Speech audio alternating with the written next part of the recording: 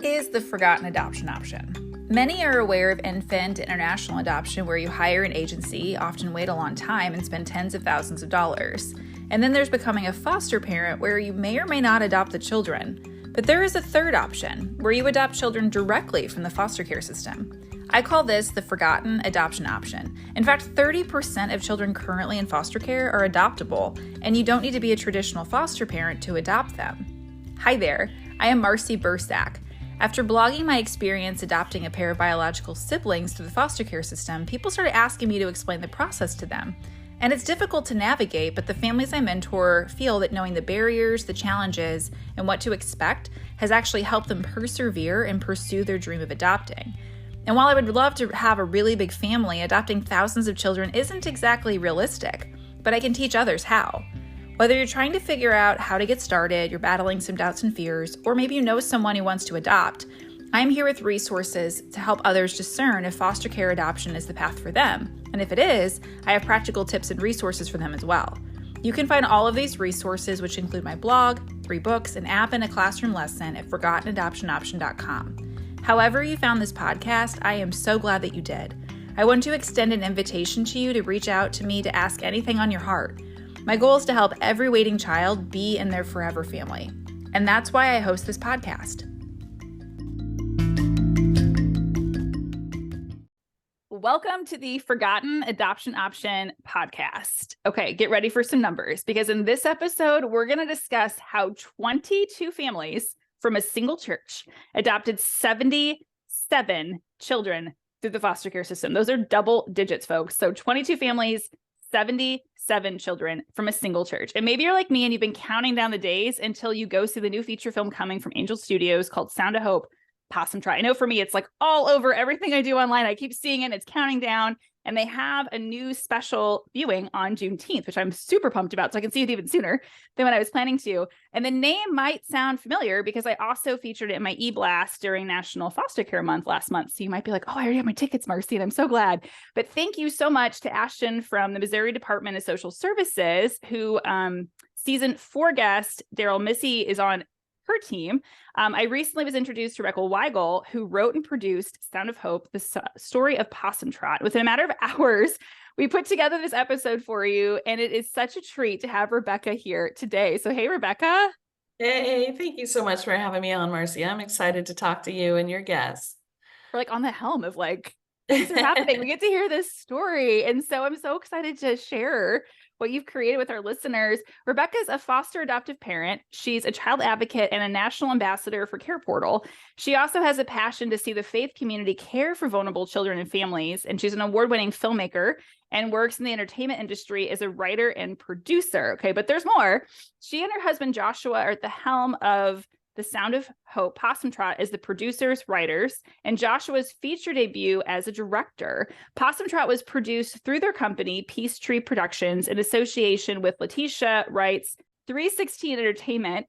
Peacetree Production aims to create life-changing, spiritually significant entertainment by highlighting critical social issues and narratives, capturing the most compelling stories of our time. And I think that sounds exactly what we're talking about, because after Sound of Hope, Possum Trot, the highly anticipated feature-length adaptation of the Butterfly Circus is on deck for Peacetree Productions. So lock going on for Rebekah. We're catching her right as things are about to come to theater. So we should just dive right in. Rebekah, I'd love to get to know your heart on what led you into this child welfare and foster care adoption space. And it seems like something you're really passionate about, but like, where's the beginning?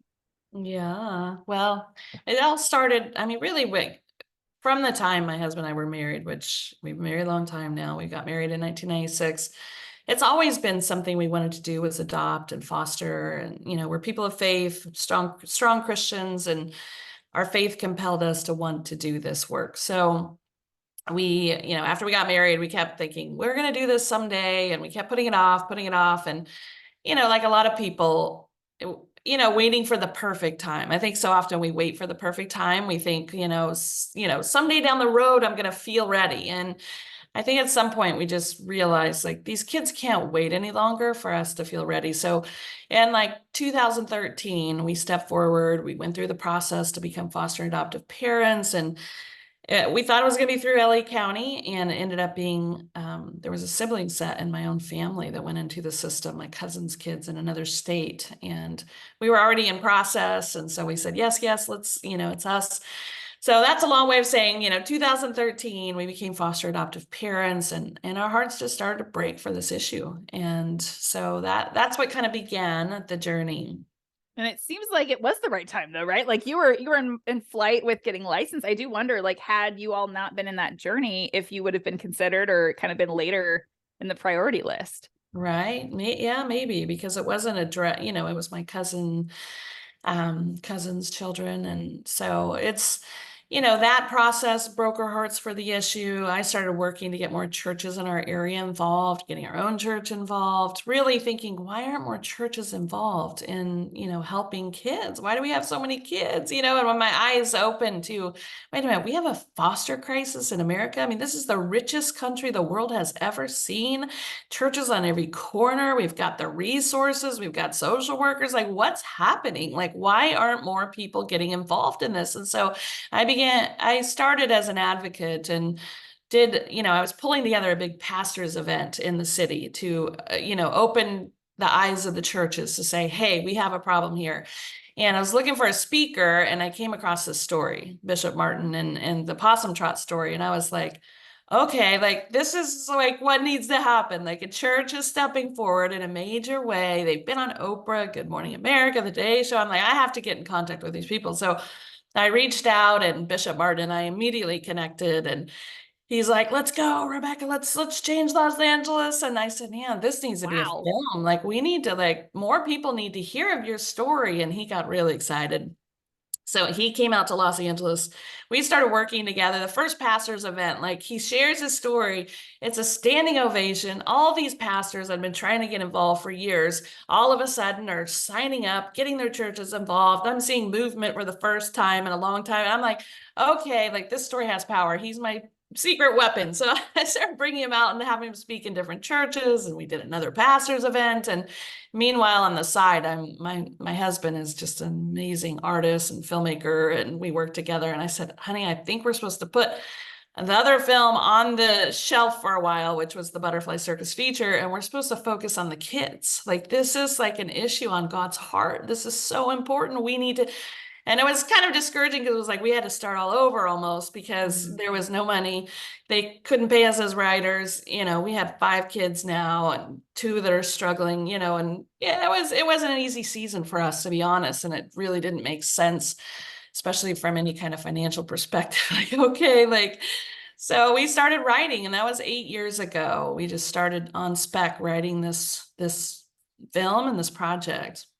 On an act of faith, it sounds like, for 8 years. I mean, it's interesting to me, the amount of time that's put into things that we see on a screen, right? And yet just the persistence that you had in that. And it's one thing to have a crazy idea of like, hey, we're kind of in the middle of this thing, let's scrap that and let's go this direction. Like, how amazing that you two aligned on that. And I'm curious because you got to work with your husband on a project, and so I'm curious, like, how did you complement each other's strengths? And like you mentioned, he's an artist. Like, how did that work together as part of the filmmaking process? Yeah, we worked together really well. And, when we first moved to Hollywood, actually, I was just his cheerleader. I believed in him so much. I knew he was super talented and, but my passion was psychology. So I was, passionate about families and helping marriages. And so when we had our first biological son, I went back and got my master's degree in psychology and was thinking about getting my doctorate. And so when we decided to start working together, it really was a combined vision of wanting to make films that impact the world and really realizing like, wait, maybe this passion I have to see families restored and, see healthy families is supposed to be expressed through the films that we make and the characters we create. And he's just, such an artist. He's really good with dialogue and he's a visionary. And so I think the two of us coming together is a really powerful combination that, we work together so well. We know each other so well, and we have a very similar vision. And really seeing how much entertainment is impacting culture too, and how much stories are influencing the world, and really wanting to see, stories that deal with faith dealt with in a way that's accessible to a larger audience too, because so often films now about faith are kind of put in a faith-based category that doesn't really reach anyone outside of, the typical, American churches. And so that was a big part of our passion. We knew that the way that we wanted to tell this story, it was going to be a challenge to get this film produced and made, because we knew that we needed to show the realities of foster care. I mean, we were in the trenches ourselves as foster adoptive parents, and it was brutal and it was hard, and our whole family had been turned upside down for a season. And we're writing in that place going, okay, how are we going to encourage people to get involved? Because we know this is hard and no one wants to do hard things, and so finding that balance. So it really didn't fit in the typical faith-based category, because we weren't willing to yield on that. And some of the faith-based companies were interested, but they were like, this is too much. Like, you can't mention that kids are being, trafficked, or their children are being raped. And, and we don't want to be, gratuitous in any way, or there's definitely a line. But when people know horrible things are happening to children, then it makes them want to get involved. So we wanted to break people's hearts and move them towards these children, and, evoke compassion. But we also knew, okay, that's going to limit our opportunities in the faith-based world for filmmaking.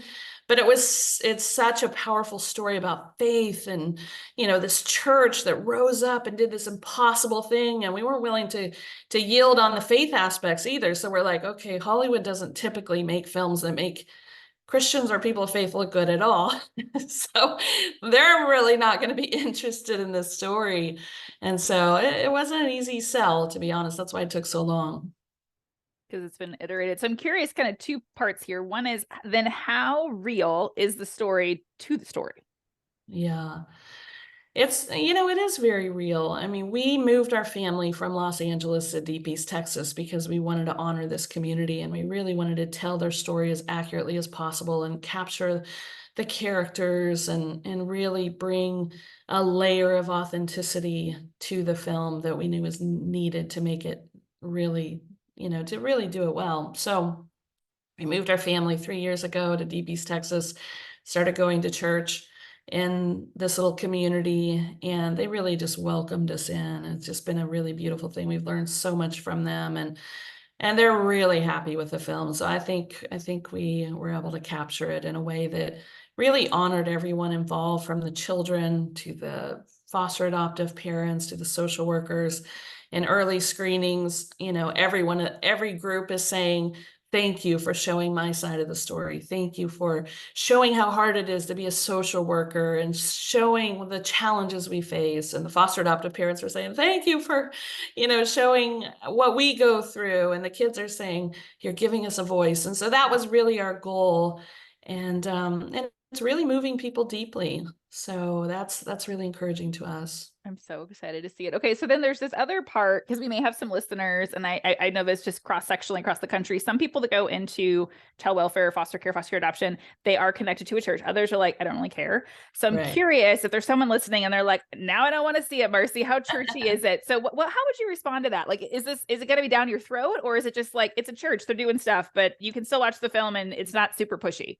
Yeah, I mean, the reviews coming back from, even secular reviewers are saying, wow, finally a film that isn't preaching and beating me over the head with, so we are getting, and in early screenings, I mean, we're screening it with diverse audiences, and it's about a church that stepped in and did this impossible thing that we all admire, as humans. Just when people lay their lives down and give up everything and care for vulnerable kids, that's not a controversial thing. That's something that I think people, even if they don't have faith, can admire and champion and say, good, and actually, and there's a scene in the film that actually challenges churches and shines a little bit of a light on, hey, we're not always doing the best job. And so the fact that we're willing to be honest with that is also winning people over who maybe don't have faith, to say, hey, they're willing to be honest about this story and about the reality that it isn't always, churches aren't always just doing what Bennett Chapel did. A lot of them, we have a lot of work to do. Well said. That's so good. Yeah, that's great that you're able to reach such a broad audience in a way that really focuses on the kids and like who this is about. And so I'm curious, what are you hoping then for viewers to take away from the film? Well, our hope is that we can ignite the movement to end the foster crisis in America. I mean, we have every resource, we have people who care. I mean, there's 100,000 kids languishing in the foster system right now in need of a permanent home. And we have 400,000 churches and all kinds of people outside of the churches who care. So the resources and people are there. I really think it's just we need to bring awareness and we need to show people. It's a lot harder to drive by an accident. If you see people in the road who are out and they're wounded or they're hurting, you stop if you're a decent human being and you help. If you don't drive by the accident, you don't ever see people in danger or in need, you're not going to stop. And so our hope in our heart is that this ignites the movement and people all over the country and all over the world step in to help vulnerable children. Which is exciting. I hope more of them do too. And if you're listening and you're thinking, okay, I want to see the film, or I already know I want to do this, or what have you, my app is out. It's just on a browser, Forgotten Adoption Option app, and it lays out all the steps, the whole process of how to get licensed and all the pieces to that. So a great free resource to help people really take that desire and mobilize it to help one of the children or sibling groups that's waiting. So the Sound of Hope Possum Trot's coming out very soon, and there's a few different ways to see it. So can you tell us kind of when and where?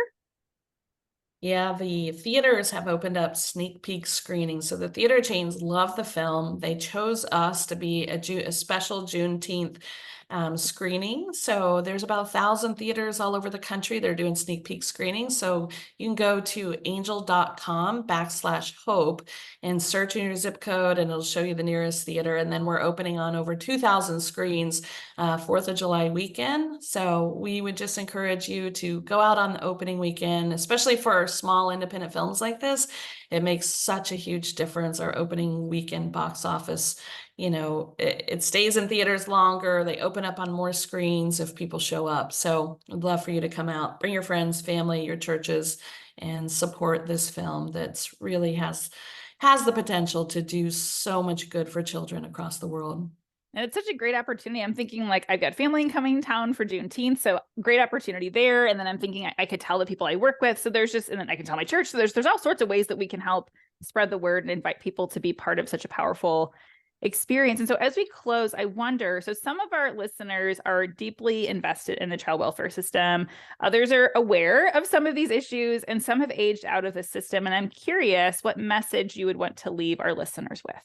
Well, I think we just want to honor the work that you're doing, for the social workers and the nonprofit leaders that have been in the trenches. One of our premieres is dedicated to honoring the unsung heroes. So we are so grateful for the work that you do. And to those that have been in the foster care system and who have aged out, I'd like to say from the depths of my heart, I'm sorry that more people haven't been there to support you and haven't been there to walk alongside you and to advocate for you. And if you didn't find a home, I'm sorry. I know this is such a huge, huge issue that needs to be resolved. And especially as people of faith, when this is really what we're clearly called to do. I mean, James 1:27 says, true religion is to care for the orphans and widows. And so I don't really believe that we have true religion if we are not doing that work. And so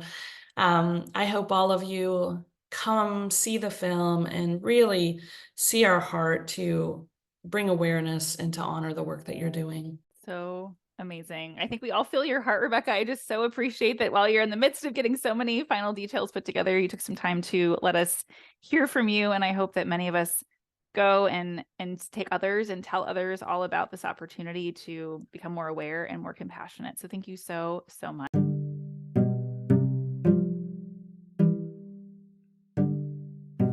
Listeners, did you know that you've helped the Forgotten Adoption Option podcast rank in the top 30% most followed podcasts on Spotify?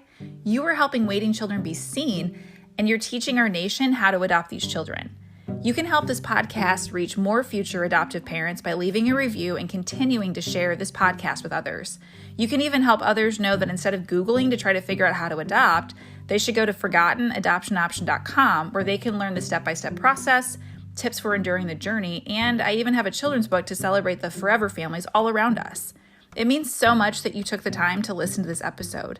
And on behalf of the 113,000 children who each has a name, a story, and dreams, and deserves to grow up experiencing the love and support that is found in a forever family, I thank you so much for caring.